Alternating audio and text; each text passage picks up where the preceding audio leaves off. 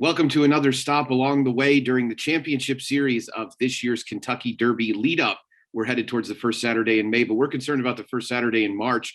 Long before that, Nick Tammaro here, joined by Scott Shapiro. We're going to be taking a look at the Fountain of Youth. It's a big one on tap, huh, buddy? Yeah, very, very competitive, good race. Really excited for it. You can make the case that the Risen Star was a little more top heavy than this race. Kind of remains to be seen, but I think this is the deepest of the prep races so far. So many different ways to go. And looks like, once again, could be a little bit of a hectic early pace.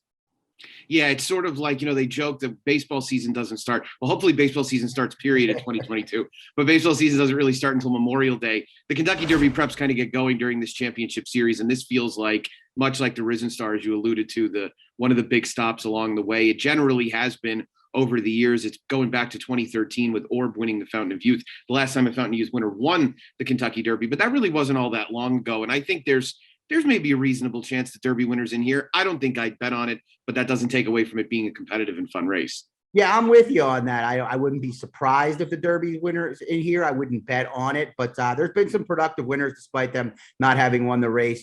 Code of Honor a couple of years back, promises fulfilled, won the race, ended up being a high quality sprinter. Mohaymen, Gunnevera, Greatest Honor last year. So yeah, let's dive in.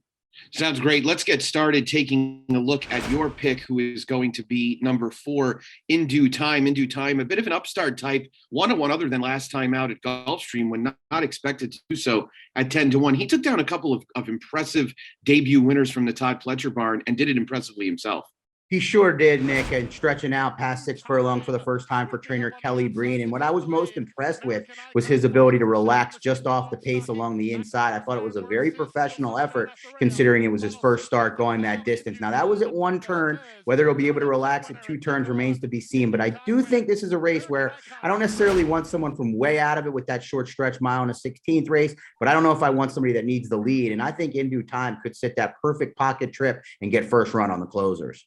Yeah, of a mid-pack stalking type, he seems like the most accomplished without question. I think the conversation in this race, as far as horses, we'll talk about my pick, I guess, before we get to some of the main players that we didn't pick. I took Emmanuel, who I think is generally not the kind of horse that I would gravitate to, but I do like that he got a little bit of foundation into him going 2 turns last time out at Tampa. Worth noting that we're taping this on Wednesday. In the Union, who ran 3rd in that race, is running today at Gulfstream in a 1 mile and an 1/8 allowance race. So, note whether In the Union performs well at all. I do think Emmanuel kind of had the run of the race with the pace being moderate in there, but I don't worry terribly much about Todd Pletcher horses adjusting to different pace scenarios. This horse is going to be forwardly placed. He's probably going to get the jump on some of the later runners, like In Due Time, and like his stablemate Mo Donegal, who was the beaten favorite in the Holy Bull last month here at Gulfstream.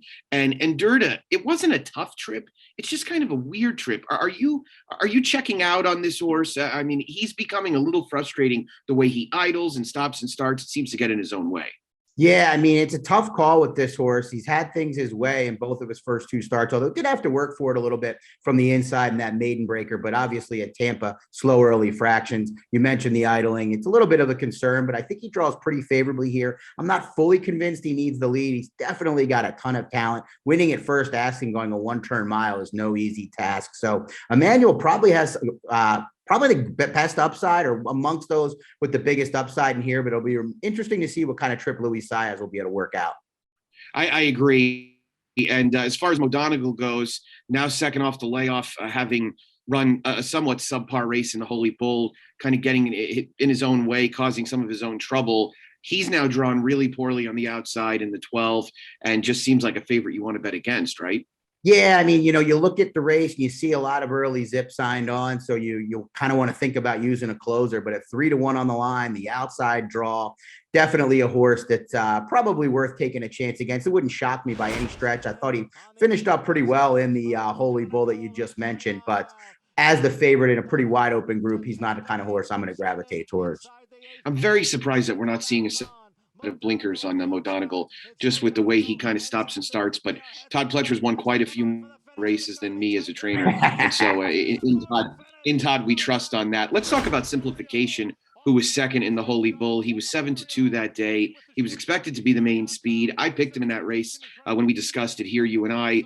And he basically lost all chance at the start, at least as far as winning, breaking poorly. I thought he ended up putting together a pretty decent kind of race. He didn't exactly convince me in doing so that he's dying for a mile and a 16th or longer, though. No, I agree with you. Very impressive effort after kind of coming out of his game, as you said, with that missed break. You expected him to be on the lead. He was nowhere near it.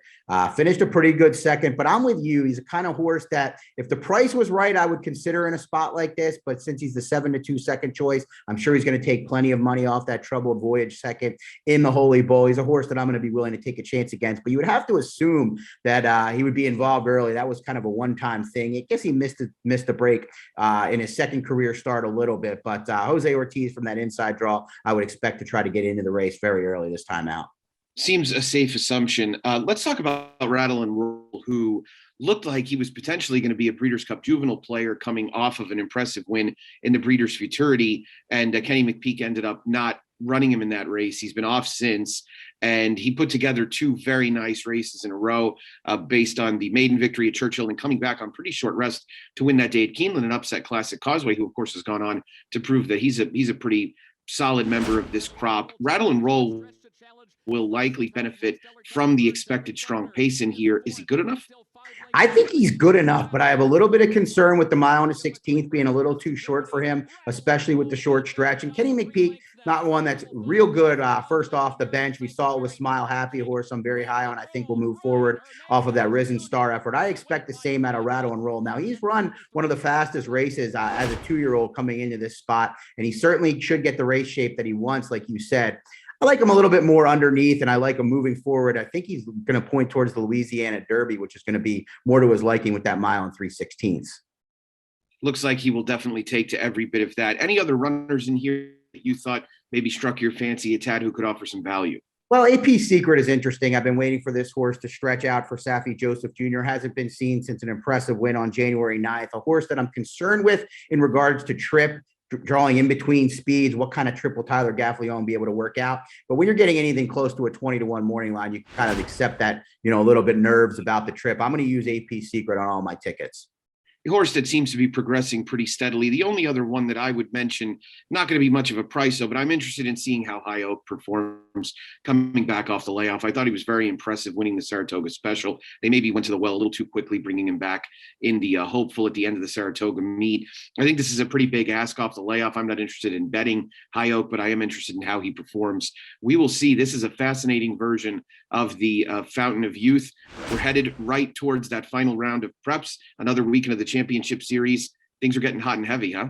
Yeah, they are. That $100,000 leaderboard competition on Twin Spires continues. Real packed leaderboard. Still time to get involved. Remember to opt in. $25 win bets get you points just like the horses, Nick. That's exactly right. Can't wait to accumulate points, human and equine alike. Scott, thanks so much for joining me, and I'll see you next time. Yeah, let's have fun with this one. Best of luck to your top pick, Emmanuel. Same to you, my friend.